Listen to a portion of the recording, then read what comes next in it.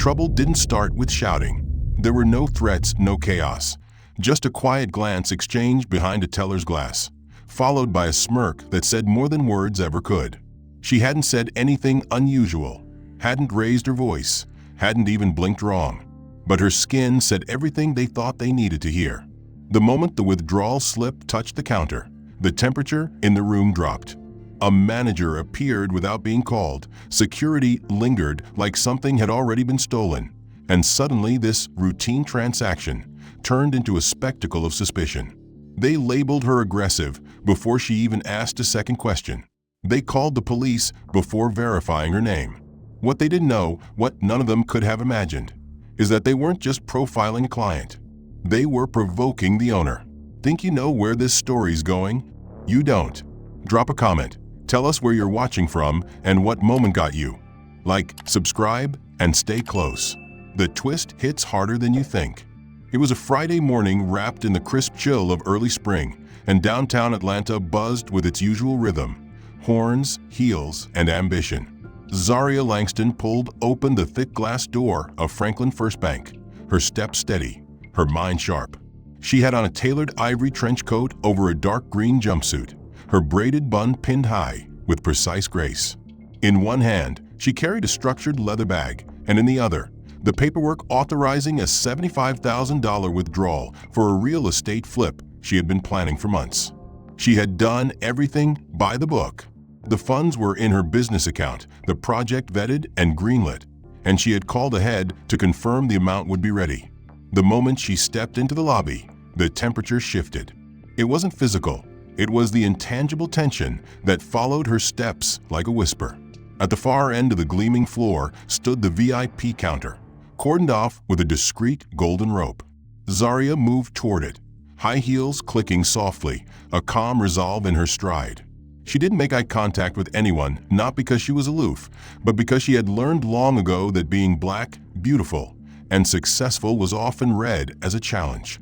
At the counter, Judith Crane looked up, mid-50s, tightly permed blonde curls, blood-red lipstick, and an air of superiority that wafted stronger than her perfume.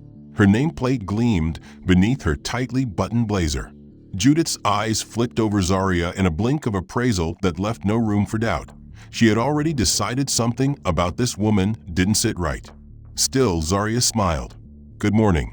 I'm here to make a withdrawal from my business account." Judith didn't return the smile. She adjusted her glasses and said flatly, "This window is for VIP clients, ma'am." Zaria remained polite, her voice calm. "Yes, I am a VIP client. My appointment was confirmed yesterday with Manager Greaves. I'm withdrawing $75,000 today." She placed her ID, bank card, and withdrawal form neatly on the counter. Judith stared at the documents but didn't touch them.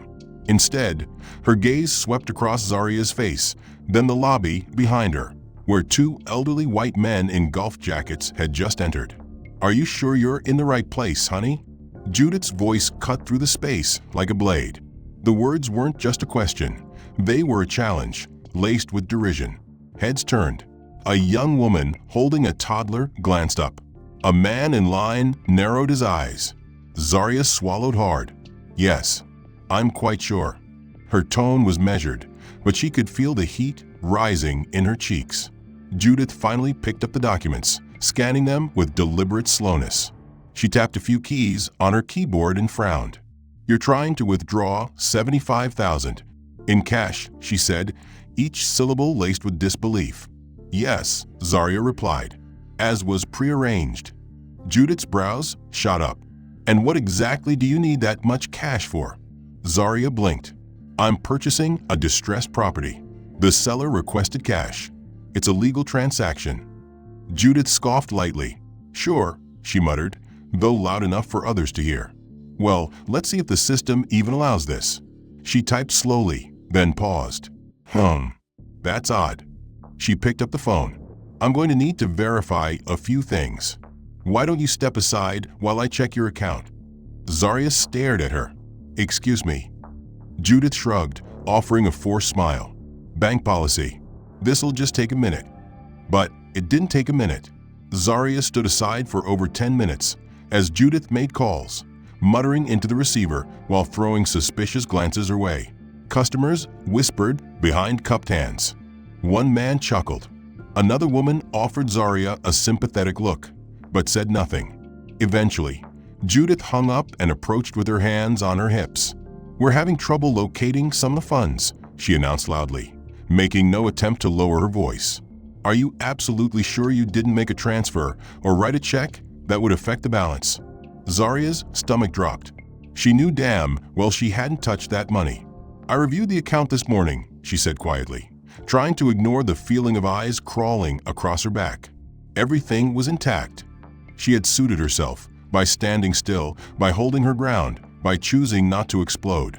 But the longer she waited, the heavier her dignity felt, like a weight dragging at her shoulders. At last, the door opened. Judith strode out, lips pursed and posture proud, waving Zaria forward with two fingers as though calling over a dog. "Miss Langston," she said, voice syrupy, "I've re-reviewed your account." Zaria approached cautiously, heart pounding with a mixture of anxiety and rage. And, Judith continued, "there's still uncertainty regarding the legitimacy of this transaction. You understand, of course. These things do happen when accounts have unusual activity." Zaria's jaw locked. "There's no unusual activity," she said through clenched teeth. "My CPA pre-cleared the withdrawal. I confirmed with Manager Greaves." "You're stonewalling me." Judith raised her eyebrows in mock surprise. "My, that's a strong accusation. If I didn't know better, I'd think you were accusing this bank of discrimination." Zaria didn't respond. She didn't have to. Her silence said everything. Judith leaned forward on her elbows, lowering her voice just enough to inject menace. "Maybe you meant to visit a Western Union," she said with a tilt of her head. "They're more accustomed to walk-ins with urgent cash needs." The insult sliced clean. Zaria's nostrils flared, but she kept her voice measured. "That's beneath you." "Is it?" Judith said sweetly. "Because ripping off $75,000 in cash? That raises flags. I've been here long enough to know what fraud looks like." Without warning, she picked up the transaction slip Zaria had originally filled out, examined it dramatically, then tore it straight down the middle. The sound echoed like a slap. "You've got no business with this bank," Judith said, loud enough for half the lobby to hear. "Your paperwork's been invalidated. You're not getting a penny." Zaria's face froze. Her voice cracked slightly. "You just destroyed an official document. A document based on questionable information." Judith shot back. "You're not a criminal, are you?" she added with faux innocence.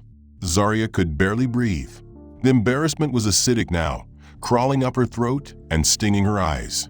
She knew better than to let tears fall here. But Judith wasn't finished. She turned to the security desk near the entrance and waved a hand. "Terry, could you come here a moment?" A large man in a tight-fitting jacket walked over, brows furrowed. Judith pointed at Zaria. "This customer is refusing to leave after being denied service. I'm concerned something might go missing if we don't act quickly." "Excuse me." Zaria blinked. "You're accusing me of theft?" "I'm not accusing," Judith replied. "I'm simply being cautious. Terry, please escort her outside." "She's not doing anything." Terry hesitated, glancing at Zaria. She was clearly dressed professionally, poised, and not causing a scene. But Judith's expression turned sharp. "Your security. Do your job." "Ma'am, I have a right to be here," Zaria said, her voice tight with desperation. "This is my account, my money." "You have no legal grounds, ma'am," Terry interrupted, voice low and apologetic. "I'm going to need you to step outside until this can be resolved." "Resolved?" Zaria echoed, stunned. "She tore my slip. She's the one violating protocol." "I'm sorry," Terry said again, now reaching for her elbow. "Let's take this outside." She resisted, not forcefully, just enough to make it clear she wasn't moving voluntarily. "Please don't touch me," she whispered. "You're making a mistake." Terry eased up, but stayed close. Judith stepped back triumphantly, arms folded. "I suggest you contact customer service. Or maybe a different bank, one that caters to whatever it is you're doing." That drew a snort from someone in the queue. Zaria turned, saw a young man filming with his phone, and another woman looking away in awkward discomfort. "This is Russell Greaves, branch manager. How can I help you?" Zaria's voice was composed but firm. "Mr. Greaves, this is Zaria Langston. We had a scheduled transaction today, $75,000 in cash. I was told the funds were ready, but your staff refused to honor it, humiliated me, accused me of fraud, and had me escorted out." There was a pause. "Ah, yes," Russell said smoothly. "Miss Langston, Judith did mention some complications. I'm happy to take a closer look. Are you still nearby?" "I'm at your front door," she said flatly. "Give me a moment." Zaria waited another 5 minutes before the doors opened, and a tall man in a fitted gray suit stepped out, holding a branded coffee cup and squinting into the light. His salt and pepper hair was combed back, his expression casually detached. "Miss Langston," he said, as if reading her name from a script. "Let's chat inside." She followed him warily, her heels muted now against the carpeted floor of the branch. Instead of leading her into his office, Russell stopped near the entrance, beside a standing table meant for customer surveys. "I don't think we need a formal sit-down," he said, sipping his coffee. "This should only take a minute." Zaria blinked, offended, but bit her tongue. "I'd like to understand why I was denied access to my funds," she began. "I made this appointment in advance. Your teller violated protocol, tore up my withdrawal slip, and implied I was attempting fraud." Russell nodded, seemingly unfazed. "We take all large cash withdrawals seriously. $75,000 is not a minor sum, Miss Langston." When our teller noticed discrepancies, she followed protocol. "What discrepancies?" Zaria asked, her tone sharper now. "The account is funded, the paperwork submitted, and I received confirmation from your staff. There's no issue unless your teller invented one." Russell tilted his head. There were irregular flags on the account, activity that needed review. And if I may be candid, sometimes certain behaviors match a pattern. Zaria narrowed her eyes. "What pattern?" Russell glanced around, lowering his voice like he was doing her a favor. "Wire fraud, rapid withdrawals, shell company behavior. It happens more often than you'd think, especially from walk-ins with vague business purposes." Zaria's mouth fell slightly open. "I'm not a walk-in. I have an account. A business account with a transaction history, references, and a tax ID." "Yes, and we're looking into that now," he said calmly. "But in cases like yours, we've learned to proceed cautiously." "Cases like mine," she repeated, her voice quiet but charged. "You mean black women in suits withdrawing their own money?" "Let's not jump to conclusions," he said quickly, though his expression never changed. "This is about protecting assets, including yours. By humiliating me in public? By calling security? By insinuating that I came to steal?" she asked. Russell sighed. "No one said you were stealing, but Judith had legitimate concerns. We've had incidents before, and some of those individuals fit certain profiles." Zaria stared at him. "Profiles?" He sipped his coffee again. "Look, I understand this is upsetting, but it's not personal. We just have to protect ourselves from being compromised." "So you believe I'm a threat to your bank?" she asked, arms crossed tightly. "I'm a licensed developer. I own 2 properties within 5 miles of here. I've done nothing wrong, but you stand here implying I fit some profile?" Russell's face remained perfectly still. "It's standard due diligence, Miss Langston. The color of your skin has nothing to do with it." She took a slow breath, then released my funds. "Not until the internal investigation is complete," he replied smoothly, "which may take a few days, possibly a week." "And in the meantime," she asked, "my deal falls through?" "These things happen," Russell said, with a shrug that reeked of practiced detachment. "Unfortunately, we can't prioritize one client over procedure." "Even when your procedure is based on prejudice?" she snapped. "That's an accusation you should be careful making," he said, voice suddenly cold. "Our records show our team acted responsibly. You may not like the outcome, but that doesn't make it discrimination." Zaria took a long, slow step back. Her entire body was humming, not with rage, but something colder. Every fiber in her body screamed for her to shout, to demand answers, to shake someone until they saw what was happening. But she knew the game. She'd learned it years ago. learned that a raised voice from a black woman became a weapon faster than any threat. She couldn't afford to lose her composure, not now, not when everything she had worked for teetered on the edge of collapsing under a banker's smirk and a falsified review. She stepped to the side of the door, pressed her back to the concrete pillar, and pulled up her banking app to take screenshots of her balance. Still over $150,000, unmoved, untouched, waiting. She drafted a brief email to her attorney, summarizing what had just happened, each word sharpened by injustice. Just as she hit send, the bank door opened behind her again. She turned, expecting perhaps an apology, maybe even a second thought from Russell. Instead, Terry, the security guard, stepped outside, walking with a nervous caution, like a man forced into a role he didn't want to play. "Miss Langston," he said, his voice low, almost a whisper, "I need you to come with me back inside for a moment." She furrowed her brow. "Why?" "There's been another issue." She hesitated. What kind of issue? But Terry didn't answer. He just motioned with one hand, and behind him, two uniformed Atlanta police officers appeared inside the glass doors. Zaria's blood turned to ice. "Wait," she said, stepping back. "What's going on?" Terry didn't answer. The door swung open wider, and one of the officers stepped out, a woman dark-skinned, with tired eyes and a hand resting loosely near her holstered radio. "Ma'am," she said in a measured tone, "we've received a report of possible attempted fraud at this location. We just need to speak with you for a moment." Zaria blinked. "Fraud? You can't be serious. I'm a customer. I have an account with this bank. They just refused to give me my own money." The second officer, a white man with a square jaw and sunglasses, stepped forward. "We need to verify your identity and speak with the reporting staff." Zaria opened her bag, pulled out her ID, business card, and even the email confirmation from the bank about her scheduled withdrawal. "Here," she said. "Everything is in order. This is a mistake. They refused to give me my withdrawal and called you instead."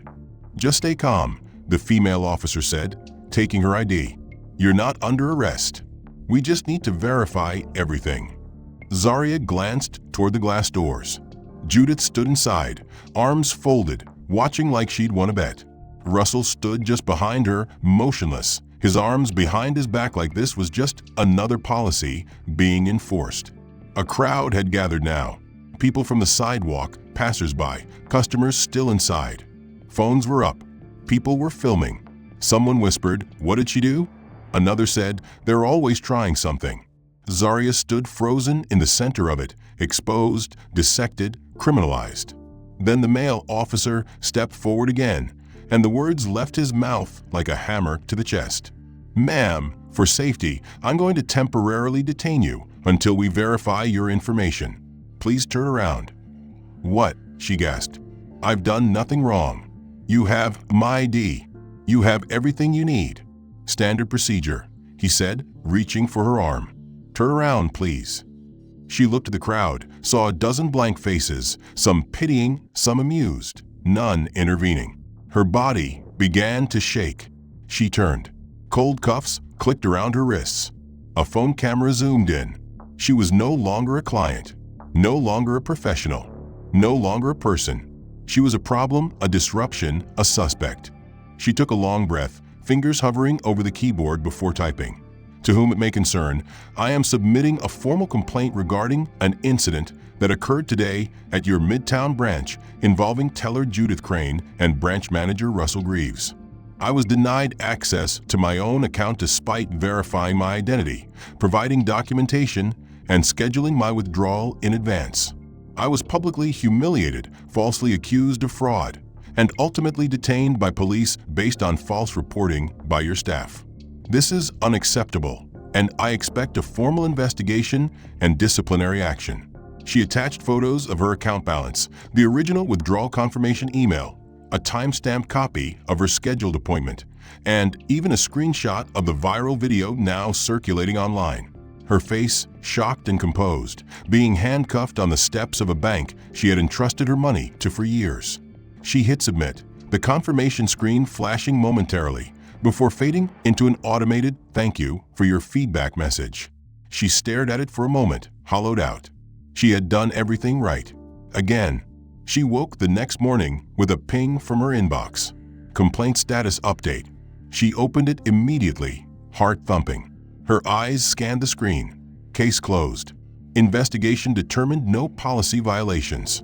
Subject was uncooperative and verbally aggressive. No further action will be taken at this time. Zaria blinked, read the words again, her hand shaking slightly. Uncooperative, aggressive. They had taken the lie and carved it into policy, cemented it into institutional memory as truth. She hadn't raised her voice, hadn't cursed, hadn't even resisted when they pushed her toward the police car. But the version of her they wanted, the unruly, angry, fraudulent black woman, was easier to believe. Her mouth went dry. She called the bank's regional office, was transferred to someone named Brooke in client services. Brooke listened politely for all of 20 seconds before interrupting with a rehearsed line. Unfortunately, our internal review has been completed. All personnel acted within protocol. Protocol doesn't involve racially profiling your customers, Zaria snapped. Nor does it include publicly humiliating them or making false police reports. Brooke paused, then replied, "We take all allegations seriously, but our findings were consistent with staff reports. I'm afraid there's nothing more I can provide at this time." "I want the report," Zaria demanded. "The internal documentation, transcripts, emails. I want the basis for this decision." "That's confidential," Brooke said calmly. "Have a good day, Miss Langston." The call disconnected. Zaria stared at her screen in disbelief. Every door was sealed. Every voice that should have defended her was echoing silence. And then, by coincidence or providence, her phone buzzed again, not an official update, but a direct message on social media from an anonymous account. No name, just a profile picture of a blank silhouette and the words, "Thought you should see what they're really saying about you." Attached was a screenshot, a staff group chat, cropped but damning. It showed Judith Crane's name in the thread, followed by a laughing emoji and her message. VIP status? More like vandal in progress. Good thing I trust my gut. Can't let just anyone walk in with a wig and an attitude. Someone had responded, "LMAO Judith, you savage." Another added, "She looked like she was about to ask for bail money, not withdraw it." Then a final message, keeping the riffraff in check, one transaction at a time. The date matched the day of Zaria's incident. The tone was unmistakable. Racial innuendo, cruelty masked as sarcasm, and not one person in that thread had pushed back. Zaria's breath left her like a punch to the stomach. It wasn't just one rogue teller. It was systemic, cultural, protected and praised behind corporate walls. She forwarded the screenshots to her lawyer, then opened her own social media account and drafted a post. "This is what happened when I tried to withdraw money from my own account at Franklin First Bank." Zaria's post had gone viral over the weekend, crossing social media platforms like wildfire. Hashtags with her name surged to the top of trending lists. Hashtag Justice for Zaria. Hashtag Banking While Black. Hashtag Franklin First Fraud. Civil rights attorneys reposted the screenshots of the group chat. Influencers shared side-by-side images of Zaria's pristine business credentials and her being handcuffed on a public sidewalk. The video had reached nearly 2 million views by dawn. But the bank didn't flinch.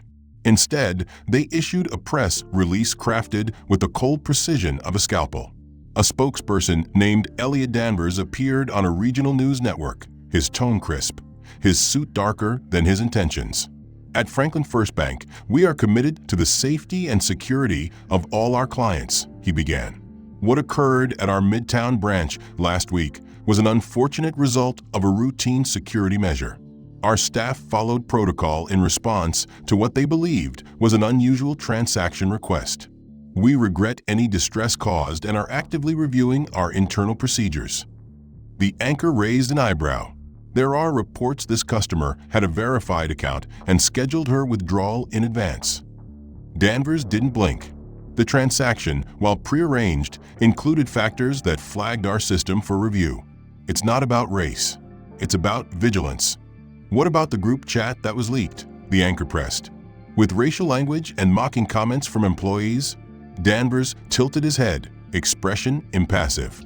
We cannot confirm the authenticity of those messages.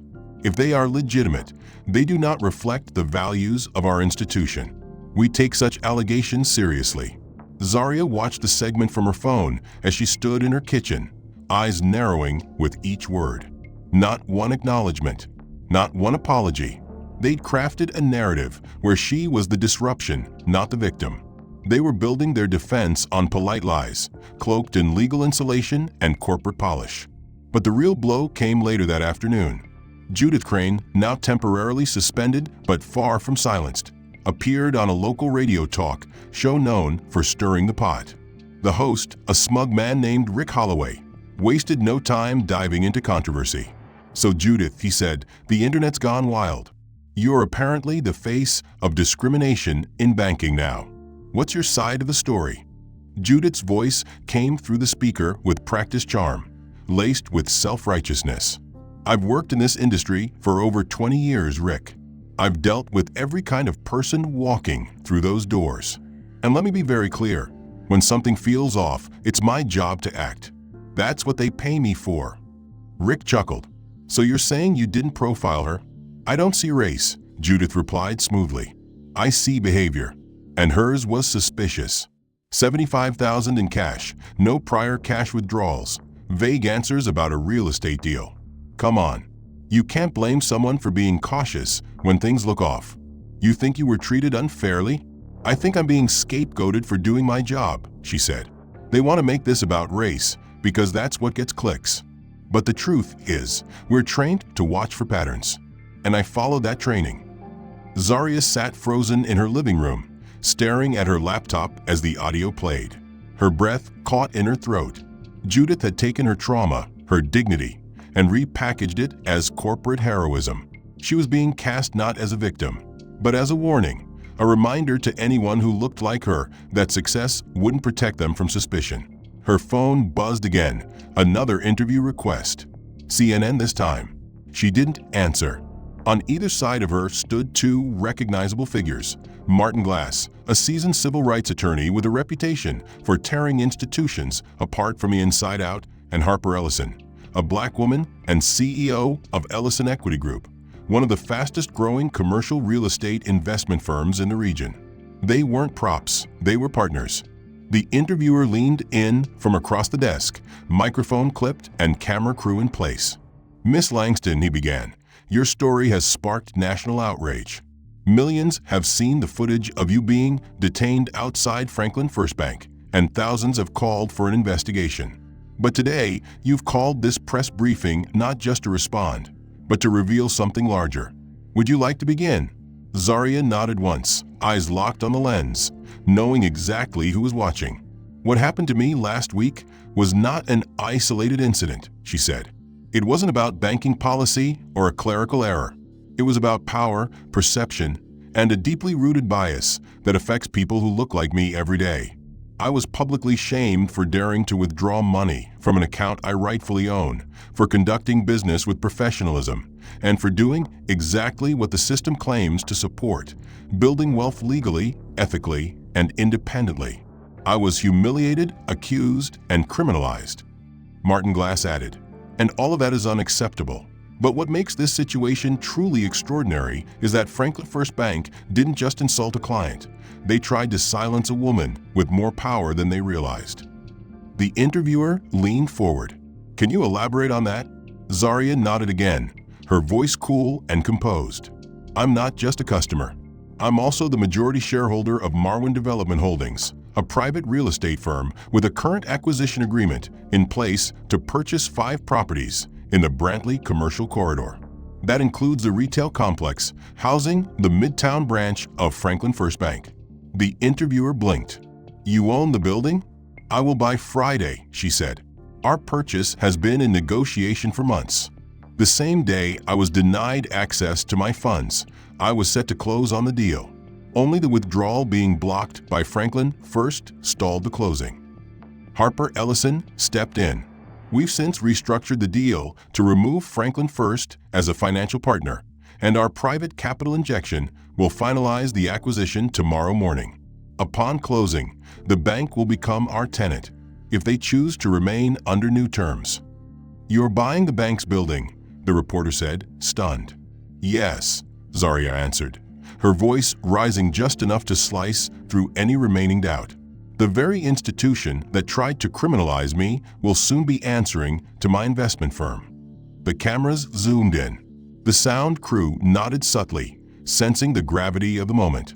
Zarya didn't blink. This isn't about revenge. This is about accountability. It's about reminding these institutions that they don't operate in a vacuum, that we're not powerless, and that justice isn't always handed down from courts. It's often bought with the same wealth they try to deny us. She paused, letting the words settle like dust over polished marble. Judith Crane looked at me and saw a threat. Russell Greaves saw a problem to be removed. Franklin first saw a headline to suppress. What none of them saw was the truth, that I am not just a customer, I am a force.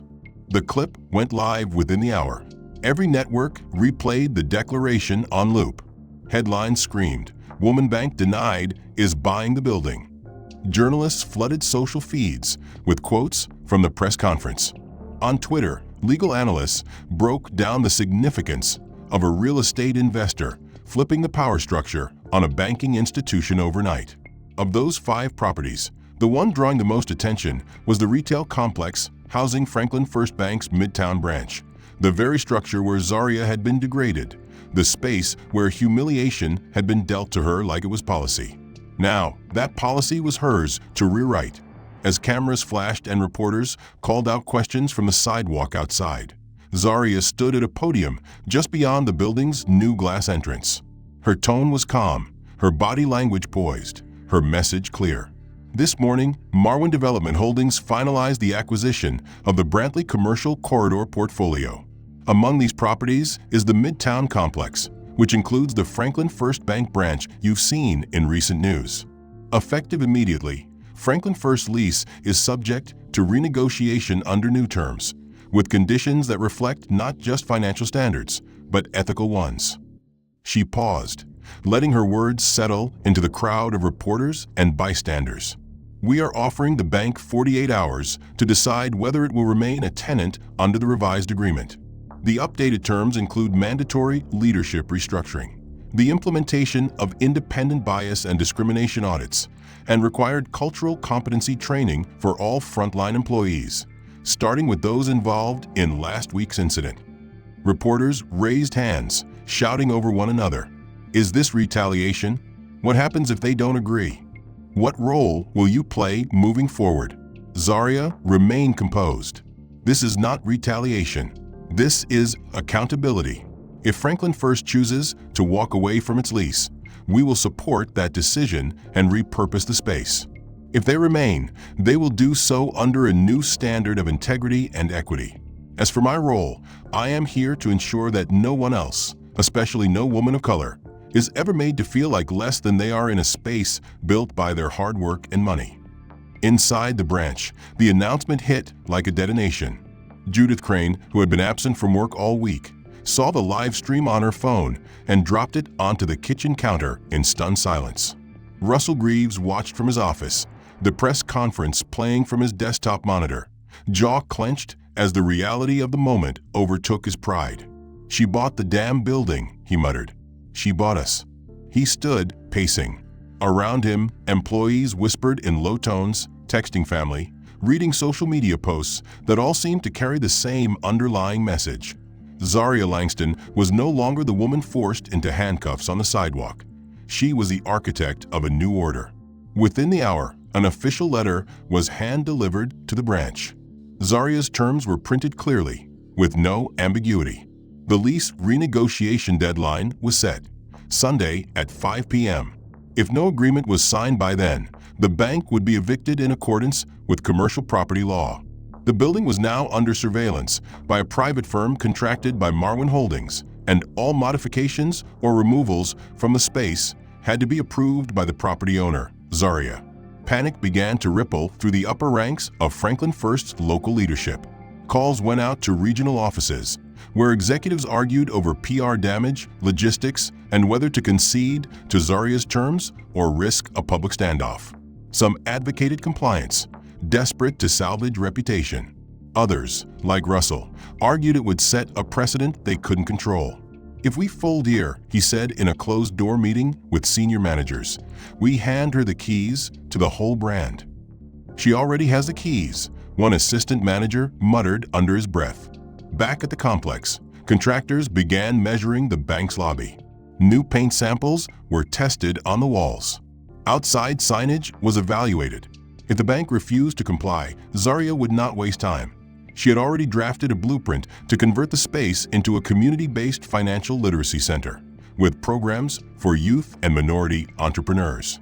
Harper Ellison called it reclamation with purpose, and Zaria agreed. The point wasn't just to punish, it was to rebuild what had been denied.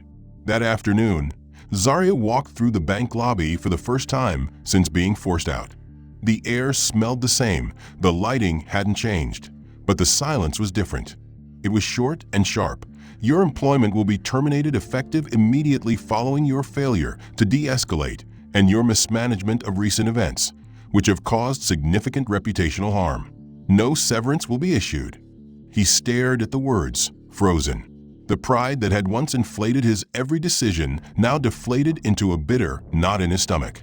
Judith Crane, meanwhile, had received her own letter 3 hours earlier.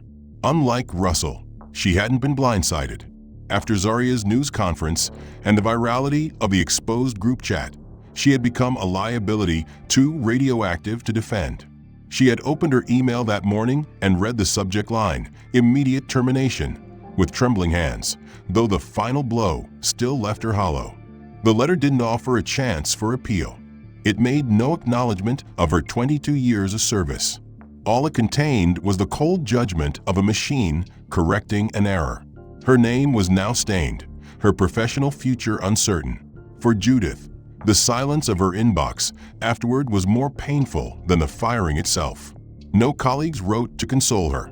No one offered defense. She was alone. As the clock neared 5 p.m., the branch manager position was already vacant, and the teller station where Judith had once reigned with smug superiority stood unmanned. Zaria's legal team arrived precisely at 4:45, flanked by building security and a representative from her property management office. They delivered the signed lease termination to the interim assistant manager, whose hands trembled as he took the envelope. No one fought back. There were no pleas, no last-minute arguments. They all knew they had already lost. At 5:03 p.m., the Franklin First Bank signage was removed from the front of the building. The contractors moved in swiftly, stripping branded decor from the interior and replacing it with neutral tones and temporary coverings. But the heart of the transformation was not in aesthetics. It was in intention. Zaria Langston stood outside the building 30 minutes later, surrounded by community leaders, press, and the very same cameras that had once captured her in handcuffs. This time, she held a microphone, not a silent stare. "Today, we are proud to announce the launch of the Langston Foundation Center for Financial Empowerment," she said, her voice unwavering. "Right here, in the space where I was denied basic respect, we will now teach young people, underserved families, and aspiring entrepreneurs how to navigate the financial systems designed to exclude them. We will rewrite the rules of access, opportunity, and wealth." Applause rose from the gathered crowd, and Zaria continued. "This isn't just about reclaiming a space. It's about rewriting the narrative. What was once a place of exclusion and humiliation will now be a sanctuary of knowledge and empowerment. This center will offer free financial literacy workshops, business development mentoring, credit education, and investment strategy classes. Our doors will be open to everyone, but especially to those who've been told they don't belong." Among the audience, young black girls watched with wide eyes, some holding their parents' hands, others standing shoulder to shoulder with community organizers who had fought for change for decades. One girl whispered to her mother, "I want to be her someday." Behind them, city council members nodded in support, already in talks to expand the initiative across multiple districts. The press captured every word, every smile, every flash of resilience. Major networks broadcasted her announcement across the country, and for once, the headlines did not begin with her humiliation. They began with her triumph. Zarya took one last step toward the building and turned to face the camera crews. Justice isn't just served in courtrooms. Sometimes it's found in the quiet power of persistence, in the unapologetic act of rising higher than those who try to silence you. What happened to me could have destroyed me. Instead, it gave me purpose. The next morning, construction crews returned to complete the interior transformation.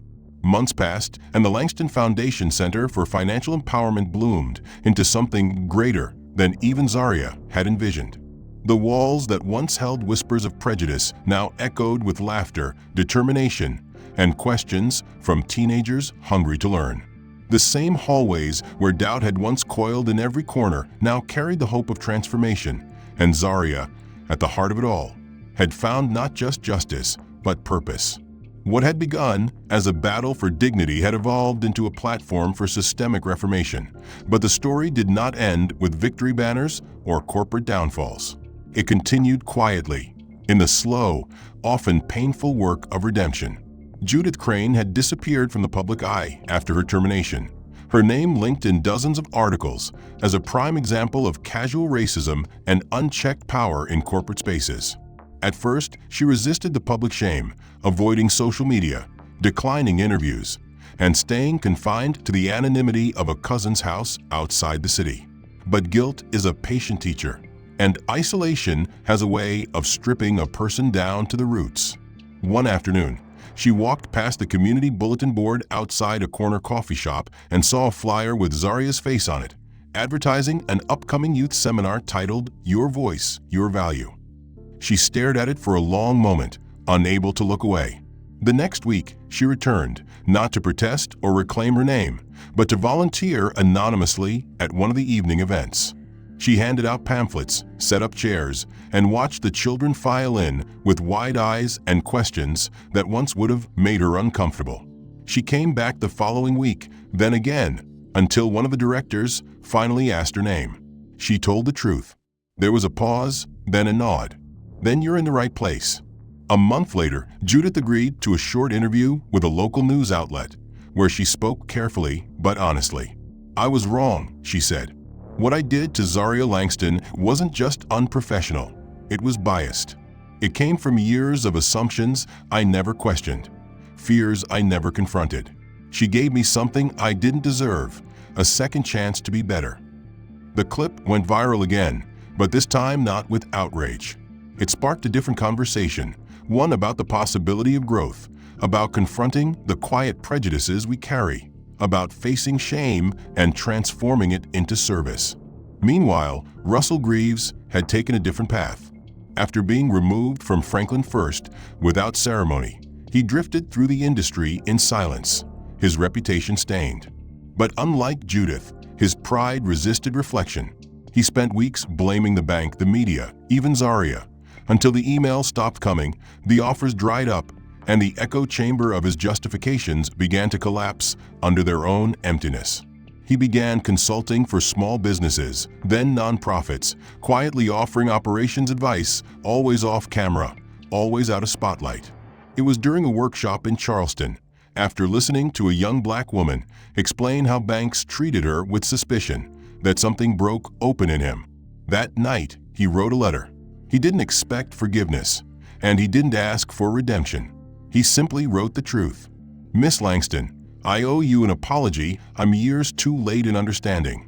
You were right to stand up, right to fight back. You held up a mirror to the worst parts of me, and I hope I never look away again.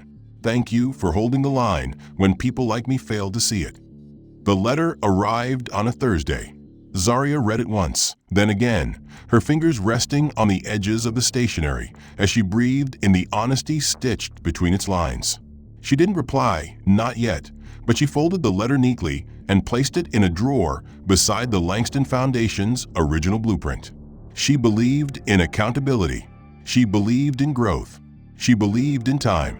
On a clear Saturday morning, 6 months after the Foundation's launch, Zarya stood before a room of 20 young students, each seated in front of donated laptops, notebooks filled with budgeting tips, goal-setting charts, and plans for their future ventures.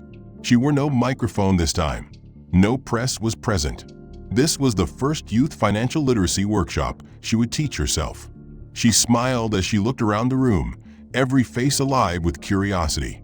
"I want you to remember something," she began, her voice soft but certain. "Ownership isn't just about land or money. It's about your name, your worth, your choices. People may try to define you by what you look like, where you're from, or how much you have. But your dignity is not negotiable. Your voice is not up for auction.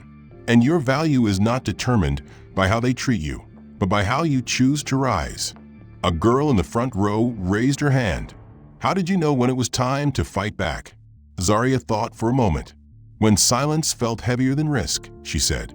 "When I realized that if I didn't speak, they'd write the ending for me. And I wasn't done writing." The students nodded, and the class moved forward, discussing interest rates, building credit, understanding contracts. But beneath the data and diagrams pulsed a truth much larger than finance. It was about reclaiming agency, about turning trauma into fuel, about building tables where everyone had a seat. Outside the window, the sign above the door read Langston Center, etched in bold letters. The sun hit it just right, casting its shadow long across the sidewalk where Zaria had once stood in cuffs. Now, she stood in purpose, writing not just a new ending, but a beginning that belonged entirely to her. The end.